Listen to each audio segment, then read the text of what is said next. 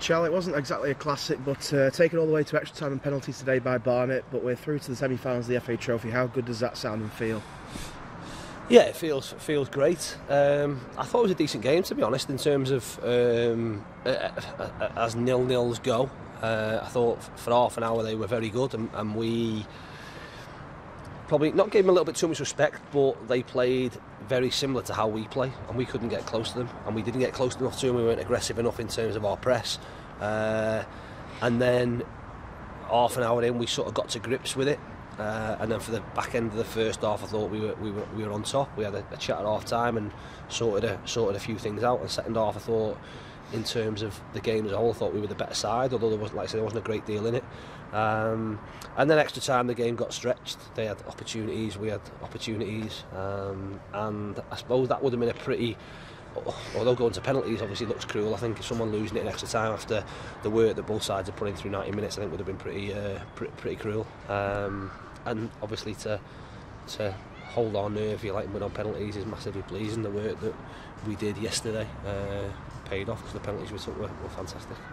As you say, over the 120 minutes, it was kind of Barnet would have some pressure, we'd have some pressure. Do you think that over the course of the 120 minutes we were good value for the win today? I don't know about good value. Like I say, I think it's two good teams that play in a very, very similar way. They've changed since Darren and Junior have come in and changed I suppose their philosophy is different to what John's was and how they want them to play, and they're very similar to what we do in terms of rotations with full-backs and wide players and getting between the lines and their midfield three and how they rotate.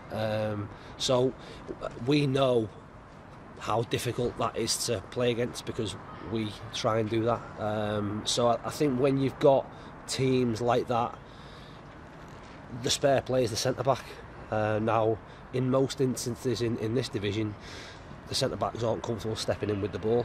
You've got two teams today where the centre-backs are comfortable stepping in with the ball, so you create an overload in the middle of the pitch and it's difficult to, like I say, it's difficult to play against. So there was always going to be, I suppose, waves of different teams having pressure because, again, ultimately, if you're in the attacking half of the pitch, up the top end, you've got one centre forward and two defenders, and if the ball's cleared, the likelihood is going to fall to the two defenders and they can keep pressure on. So it was a game that, like I say, had different segments where one team was on top.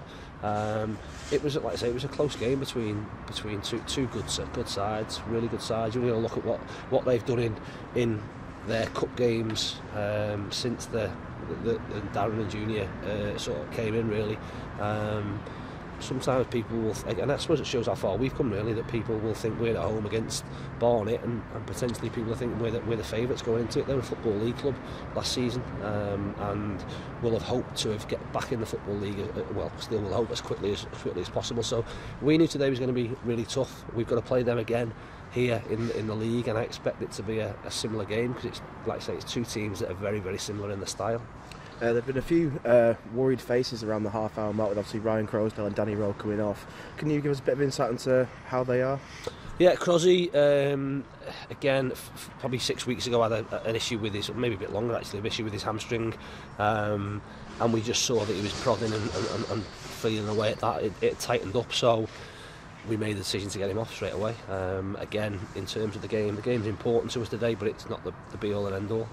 So hopefully we've got him off at a good time. He's done no damage. It's just something that's tightened up, and he'll be fine. Rowie missed training on Thursday. He was ill. He had sickness and diarrhoea. He was back in yesterday and trained, but training is different to playing games, and he just was struggling.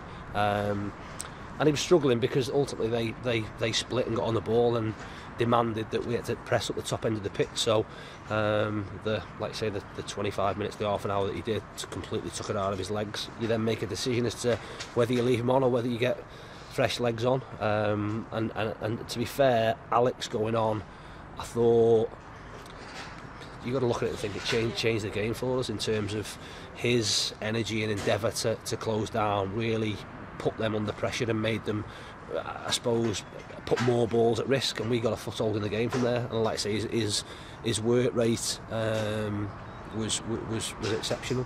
Got himself a couple of opportunities potentially from headers, and obviously for him to score the penalty at the end there is reward for the effort he put in throughout the game. And finally, looking ahead to the semi-final draw Monday, it's either Leyton Orient, Telford, and the winner of Stockport County and Maidstone United. A lot of people will say they'll have the team that they want to draw, but really at this stage it's anyone's capable of beating anyone. They've got to the semi-finals and they're going to be tough no matter who we face. Yeah, listen, there's I suppose lots of different things that potentially could happen depending on what happens in the replay on Tuesday. It could be one of my former clubs, it could be that we play Leyton Orient 3 times in a week with 2 semi-finals and a league game that we're playing in the middle of that. So again, you're never surprised. Ultimately, it is what it is. It's a 2-leg semi-final. We'll approach that when it comes round. Like I say, it's quite a quick turnaround. It's not too far away. It falls within an international week, so I think Tug certainly will miss the second leg. Again, timing wise, you just have to approach it when it comes round. I mean, fingers crossed for us. Looking with a really optimistic view is that potentially Mason may be back for those semi-finals. So it gives us another body up the top end of the pitch, but with important league games before that, hopefully we can keep the momentum going in that and make sure we stay up near the top end of the table where we've been for the majority of the season. Okay, thanks, Chally.